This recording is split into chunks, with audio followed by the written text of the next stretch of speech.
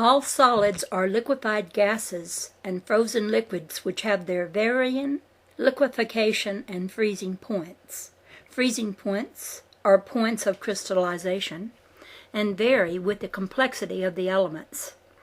All frozen solids can be liquefied by heat. All liquids can be broken into gases by still more heat. Heat radiates. Radiative acceleration is centrifugal. Centrifugal acceleration disintegrates by expansion. All gases can be liquefied by cold and solidified by greater cold. Cold generates. Generative deceleration is centripetal. Centripetal deceleration integrates by contraction. Solid ice becomes water at the melting point of ice. Water becomes steam at the vapor point of water. Steam breaks into the gases of water at a still higher temperature. All gases integrating under gravitative pressures are complexed by cooling and frozen into appearance. The heretofore invisible gases then become visible solids. All solids are simplified by heat, which expands them into disappearance. The heretofore visible solids then become invisible gases. Man's concept of solids is born out of his experiences at the degree of temperature to which he is daily accustomed. This state is limited to about 100 degrees of the thousands above and the hundreds below man's accustomed temperatures. Man's concept of gold is that of a solid, for man is accustomed to seeing gold at a temperature below its point of crystallization. Man's concept of mercury is that of a liquid because man is accustomed to seeing it above its point of crystallization. Ice or steam vapor will continually appear and disappear from their source, which is water. Matter becomes evident to man when sufficiently integrated in mass to respond to the senses of man as visible solids, liquids, and vapors. Solid matter, like time, is only an appearance. Time appears with growth, with day succeeding night, with the seasons, and with the sequence of events. Deprive the universe of these hourglasses of time, and time itself disappears. Matter, in its form dimensions, is an appearance which is the result of motion. Deprive the universe of motion, and form of matter disappears. It again resolves itself into the dimensionless substance of matter from which it was born as an appearance. The transforming of the substance of light into matter can be likened unto the transformation of water into ice. The ice is an appearance due to change of motion. The substance of water has not changed. Deprive water of that state of inactivity called cold, and ice disappears. Again, it may be likened unto the transformation of water into steam. The vapor is an appearance due to change of motion. The substance of water has not changed. Deprive water of that state of increased activity called heat, and steam disappears. The substance of matter is eternal, but the appearance of matter in form is fleeting. That which is not eternal will eventually disappear until the swing of the cosmic pendulum will cause its orderly and periodic reappearance. Ice and steam vapor will continually appear and disappear from their source, which is water.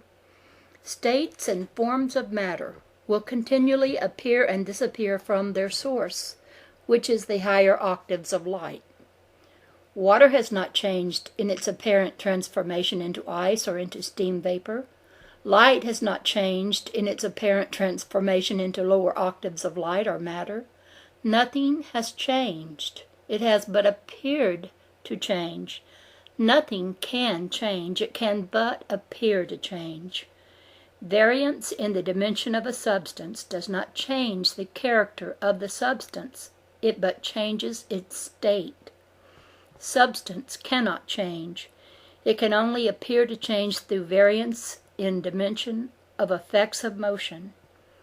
Just as the spokes of a wheel appear to change into a solid disk when set rapidly in motion, so does mind substance appear to change into a complexity of forms and degrees of apparent solidity in accord with the variable speed of motion of electrically accumulated potential. Also, as the dimensions and numbers of the spokes of a wheel give the appearance of greater or less solidity according to the speed of their motion, so do the elements appear more or less solid in accord with the closeness or openness of their orbits and their integration. All of man's elements are the same in substance. Their apparent difference is due to difference in dimension only. Man's concept of substance is the result of his concept of a physical universe of many substances. Man's concept of a spiritual universe is that of a substanceless universe. Man differentiates between the spiritual and the physical universes simply because one responds to his senses and the other one does not. When the range of man's senses includes the entire range of light, he will then know that there is no difference between the spiritual and physical except variance in motion, which variance does not constitute a difference in substance. From the high octaves of that which he terms spirit to the low octaves of matter, and back again to spirit, is but a transition from non-appearance to appearance, and back to non-appearance. Transition is not change, it is but a journey. From invisibility of substance to visibility, and back again to invisibility, it is not change, it is but an illusion. Creation is but a journey of the thinking mind of the Universal One into the illusions of his divine ideal.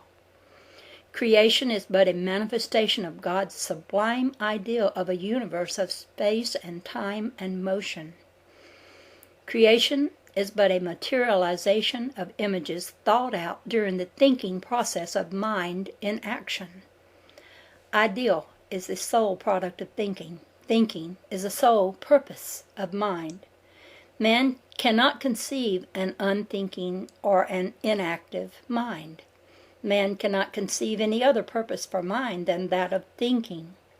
Man cannot conceive any other product of mind than that of ideal. If the one substance had not been a thinking substance, the universe would have been without sex, force, or motion. If it had been a static substance at rest in the perfect equilibrium of uniformity, dynamics would not have been. Without sex, force, and motion, appearance and effects could not be. Without appearance, dimension could not be. If the universal substance had not been an energized, thinking mind, its composition and attributes would have been uniform throughout this dimensionless universe of perfect equilibrium, perfect balance. A static, divine mind, being without energy, would have been non-creative, and that which man knows as creation would not have been. Without the energy of thinking, mind would not have had the power to transmute motion into those elements which man calls matter, or into those forms which man calls created things.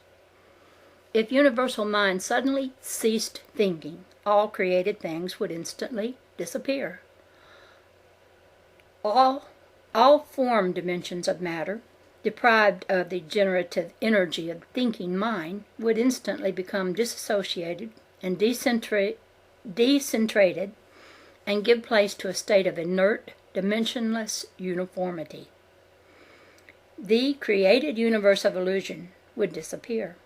The apparent stability of solids, maintained in their appearance of stability by the equilibrium of motion in opposition, would instantly give place to the real stability of the one substance, but it would be devoid of light. The universe would immediately become a motionless universe of black, immeasurable cold.